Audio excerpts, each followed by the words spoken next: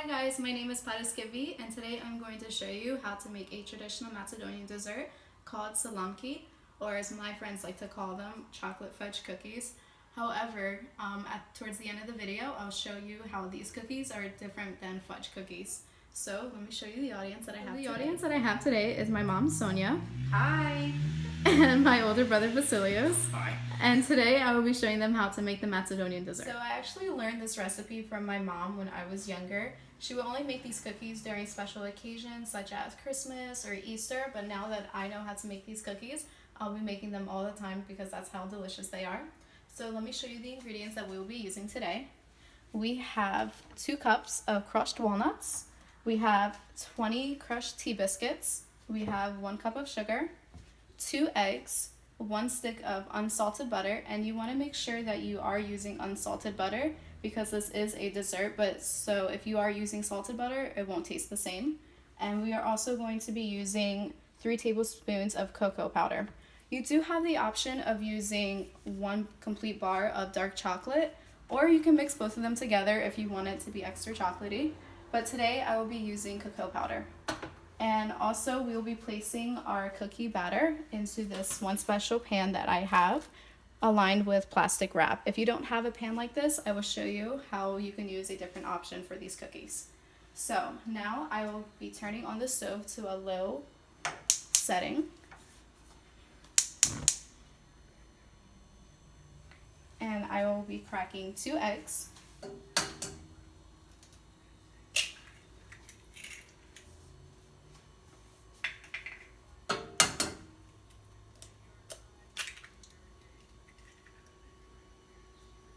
And I will also be putting my 1 cup of sugar.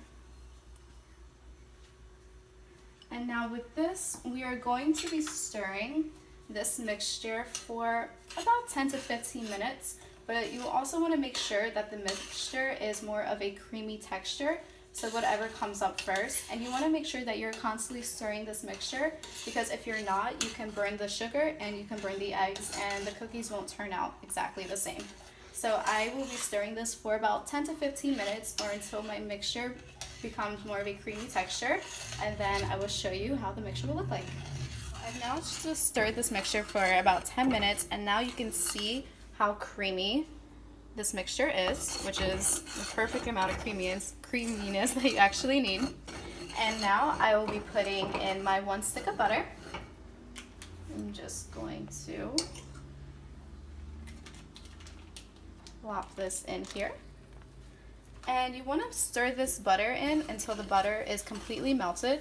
And you can make sure the butter can be either softened or frozen. It doesn't really matter because the butter is going to be melted within this mixture. And now you can see that it is bubbling, which is very, very good.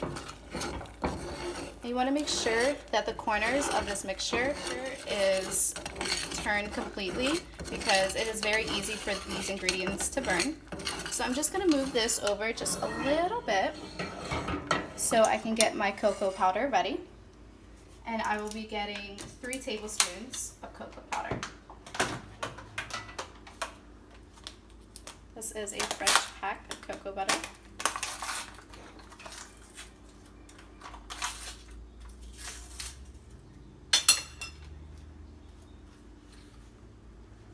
And we have 1 tablespoon.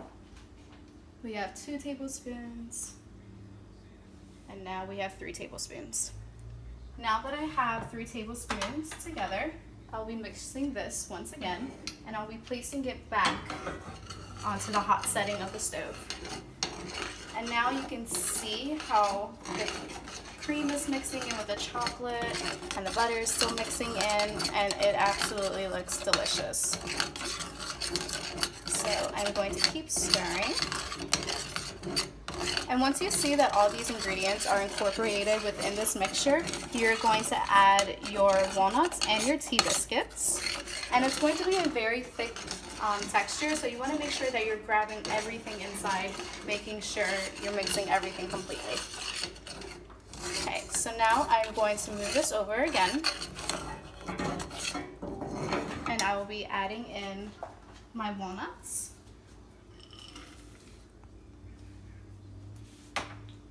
And I will be adding in my tea biscuits. Okay, so this was probably one of the hardest part of this dessert because you want to make sure that you're getting everything within the walnuts, the tea biscuits, the mixture. So I'm going to mix this for about 3 to 5 minutes, and then you'll see how thick and yummy this mixture will be. So, now that I incorporated the biscuits, the walnuts, the cocoa powder, the butter, sugar, and eggs, you can see how yummy this mixture is. And now I will be placing it in this special pan that is already aligned with plastic wrap, and I also put oil within the plastic wrap so that when you put the batter inside, it won't get stick to the plastic wrap. So now we are going to, this may seem like a tedious process, but it'll be worth it at the end. So you're going to fill this pan with the batter until it aligns the entire thing and that it fills up. Just like that. Now I have my mixture in my pan, and we will be placing this mixture in the freezer for about 1 to 2 hours. But before I place it within the freezer, if you don't have a pan like this, that's not a problem, because all you have to do is take a plastic wrap and you can lay it on your kitchen board counter or just a counter in general, and then you place the mixture on top of the plastic wrap and roll it as if it's a piece of salami. Hence is why we call it salamki, because it does look like a salami roll. So now I'll place this in the freezer for about 1 to 2 hours. And I absolutely love this recipe because you don't have to use an oven, you don't have to bake it. It's just putting it in the freezer and waiting until it becomes a frozen cookie. And this is good for birthday parties or any type of special occasion you're having with friends or family. So it's been about an hour now, and I did take the cookies out of the freezer.